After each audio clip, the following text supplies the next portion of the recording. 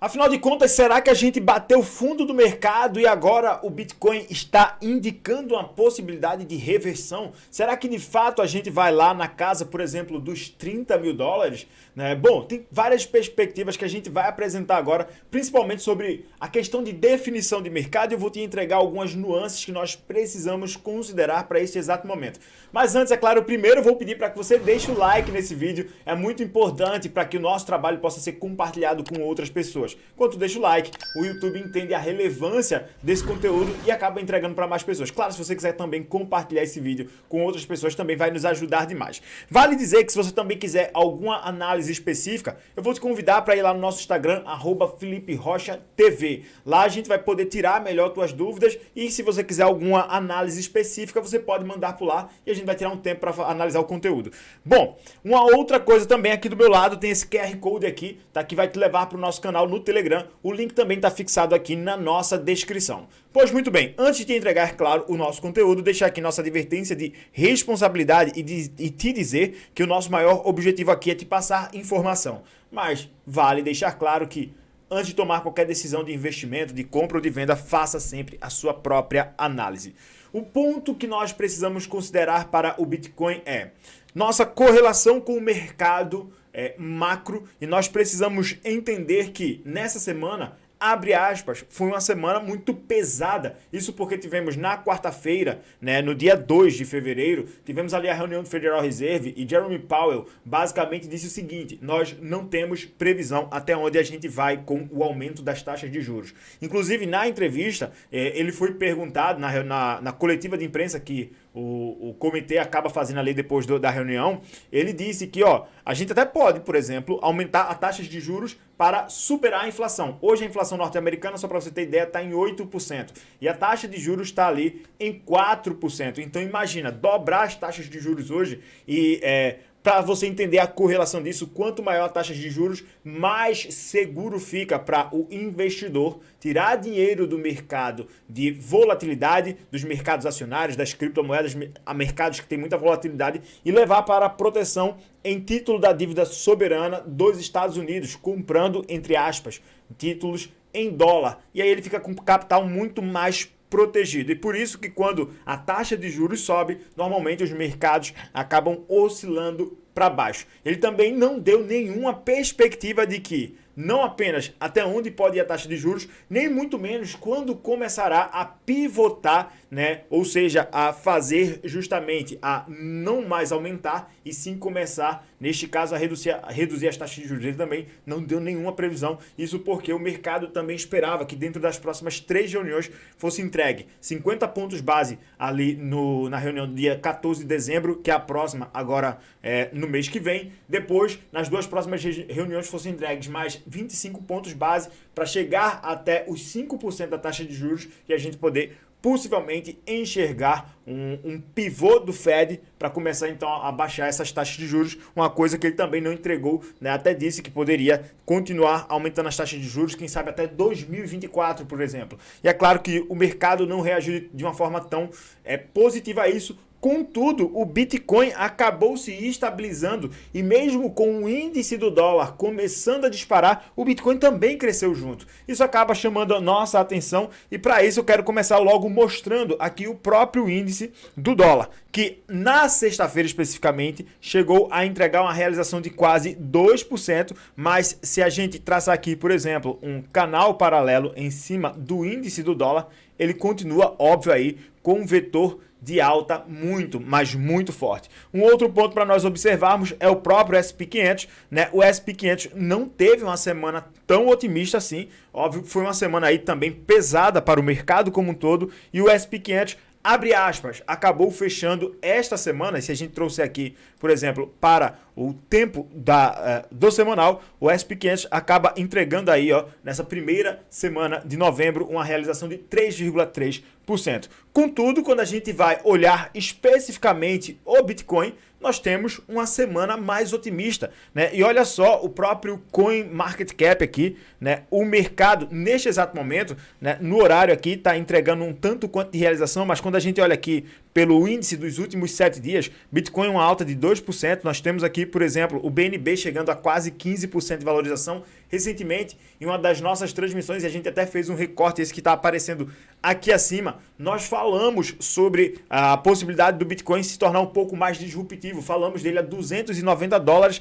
O BNB, na verdade, está chegando aí a $350, tá? Então, temos alguns ativos que começam a disparar na frequência aí dos últimos 7 dias, né? Solana, né? Por mais que criticada aí, disparando 11,5%, e um ativo que nós falamos é a possibilidade de dobrar o seu valor de mercado, que é a Polygon. Falamos isso quando ela estava a 89 centavos, já começa a apresentar uma disparada aí de quase 30%. A grande pergunta é, estamos revertendo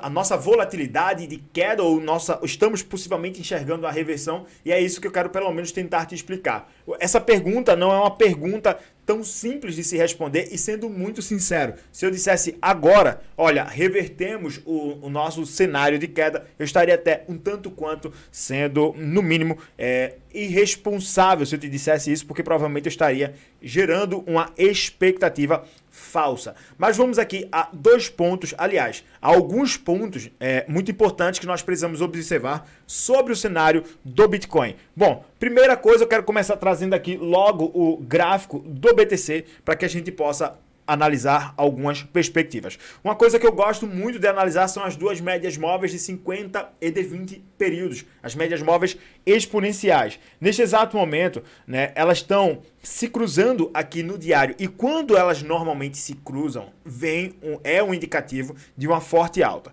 A última vez que a média móvel passou de 50 períodos, passou a se comportar abaixo da de 20 períodos, houve uma reversão muito rápida, que foi aqui próximo ali de agosto, quando a gente bateu, né, finalzinho ali de agosto, na verdade metade de agosto, quando a gente bateu esse topo local, ali bem próximo dos $25 mil.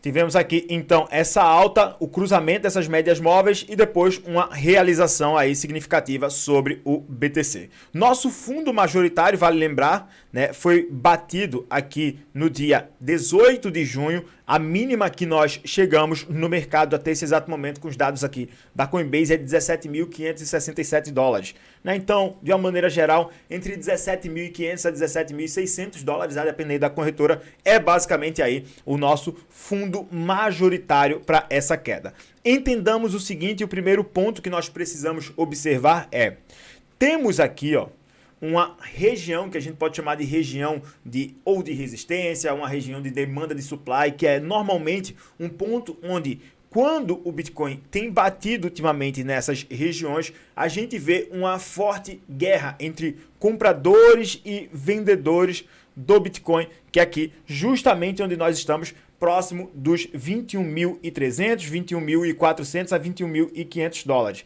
Nesse sábado, que é quando nós estamos gravando esse vídeo especificamente, o Bitcoin chegou a uma máxima de 21.478 dólares, de acordo aqui com os dados da Coinbase. Tá? Ainda nos dados gráficos, o Bitcoin apresenta uma forte possibilidade de continuar subindo. É uma possibilidade. Vai continuar subindo? São outros 500, e para isso nós precisamos ter um tanto quanto de cuidado. Observe então agora algumas coisas que eu quero apresentar para vocês, para que a gente possa então criar a nossa, digamos que, expectativa sobre a possibilidade aí de futuro para com o BTC. Bom, primeiro ponto que eu quero começar compartilhando aqui com vocês é esse gráfico aqui. Essa linha laranja aqui, ela nos mostra o percentual de bitcoins que estão parados por um ano ou mais dentro das carteiras, tá? E já a linha preta aqui especificamente, ela nos mostra ali, ela nos faz entender o preço do Bitcoin. E perceba o seguinte: sempre que o número de Bitcoins parados dentro da carteira, né, consegue, por mais de um ano, consegue ser superado aqui no gráfico ela passa a se comportar abaixo da linha do preço, o que é que a gente acaba encontrando? Um percentual de valorização sobre o preço do Bitcoin. E o que é que nós temos que observar aqui? Sempre que a linha laranja cruza para baixo da linha preta, nós temos topo à vista, ou seja, sempre é entregue um topo no preço do Bitcoin pouco tempo depois. Esse tempo ele está ali consistindo dentro de 1 a 4 meses depois, tá, desse encontro.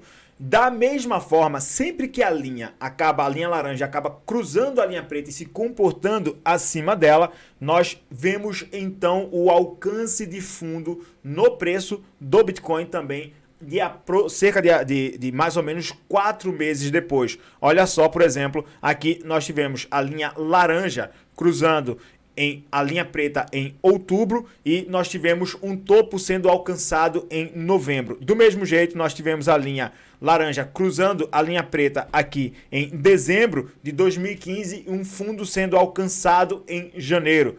Outra coisa, a linha laranja cruza aqui, ó, para baixo da linha preta em agosto de 2017, lá em dezembro de 2017 nós temos um topo sendo confirmado no BTC. E o que é que aconteceu agora? A linha laranja no mês de abril, ela cruzou a linha preta, né, para cima, indicando então uma queda no mercado e o que é que a gente enxergou dentro disso, justamente no tempo correlativamente próximo, né, que é dentro do período de 1 a 4 meses, abril, maio, junho, julho.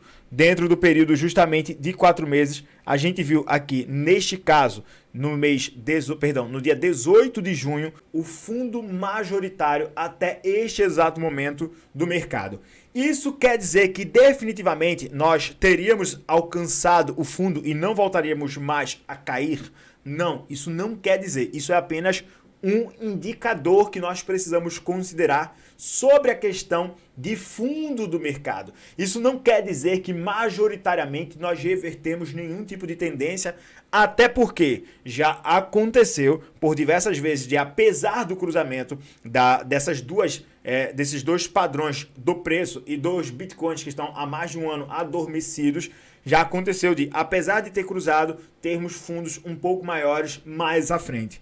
Por isso, eu faço uma correlação muito simples, que eu já venho falando em quase todas as nossas transmissões, que é pouco provável que eu, particularmente, né, ainda não consigo ver isso. O Bitcoin, por exemplo, abaixo dos 10 mil dólares. Acredito que a gente poderia retestar o fundo dos 17.500, ou quem sabe ali próximo dos 14 mil a, por exemplo, entre 13.500 a 15 mil dólares. Acredito que a gente poderia fazer um mergulho nelas, nesse período, nessa região. Mas particularmente o que eu considero para dentro do mercado neste exato momento, um ponto muito, mas muito importante é que, apesar de tudo que está acontecendo, a tensão lá no leste europeu, o problema de agora economia da Europa, o problema de energia da Europa, o problema de suprimentos da Europa, o problema econômico que a China está vivendo, todo o problema também econômico que está sendo ocasionado pela questão de inflação lá nos Estados Unidos, nós vimos coisas, digamos que, para nível de mercado, drásticas acontecendo depois do dia 18 de junho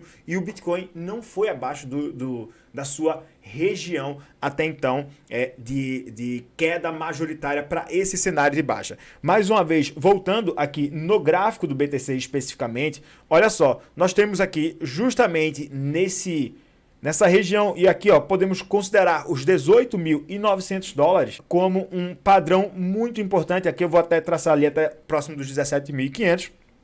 E esse retângulo nos mostra o seguinte: nós tivemos dentro de todo esse período apenas 2 dias no qual a gente fechou abaixo dessa região aqui, que foi no dia 6 de setembro, nós fechamos exatamente o Bitcoin a uma mínima de 18.600 dólares. Ou seja, não ficamos acima dos 18.934. Só que no dia posterior, ou seja, exatamente um dia depois, o Bitcoin corresponde justamente com uma alta, né, e volta a se comportar acima dessa região. A mesma coisa aconteceu no dia 21 de setembro, né, e um dia depois a gente veio a se comportar acima. O que aconteceu no diário foi de a gente dar pequenas agulhadas ou grandes agulhadas, né, como por aqui, por exemplo, e depois voltar a se comportar acima dessa região, que também é uma outra região de defesa do preço do Bitcoin muito importante. Por isso que para a gente perder essas métricas aqui agora, é relativamente difícil.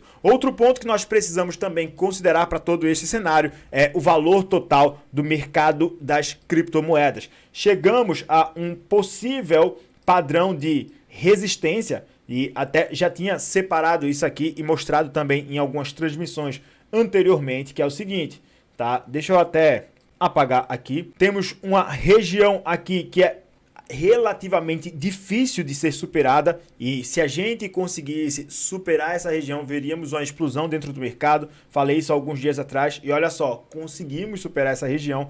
O valor do mercado na sexta-feira, o valor total do mercado cripto conseguiu subir aí cerca de 5,5%. Neste sábado ainda continua com um potencial de crescimento, tá?